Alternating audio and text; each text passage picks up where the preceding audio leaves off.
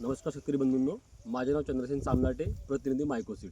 तर मी आज आलेलो आहो साकोली तहसीलमध्ये बांपेवाडा गावामध्ये. म्हणजे शेतामध्ये मायकोसीडचा रफ्तार धान लावून आहे, जी आपली धान संकरित धान आहे आणि ही 100 ते 115 दिवसामध्ये येणारी वाण आहे. तर साहेबांना विचारू की बा हे वाण त्यांना कशी वाटली. तर साहेब नमस्कार. तुमचा परिचय द्या. माझे नाव वृंदावन वामन मडामी, प्रॉपर राहणार बांपेवाडा. मी मागल्या वर्षी पण रफ्तार धान लावलं होतं.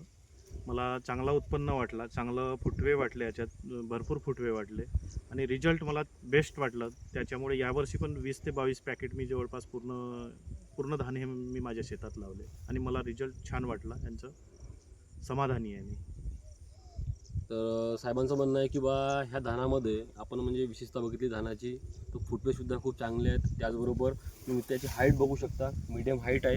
आणि त्याचबरोबर मित्रांनो तुम्ही लोम बघू शकता, लोम एकदम पूर्णपणे लोम भरलेली आहे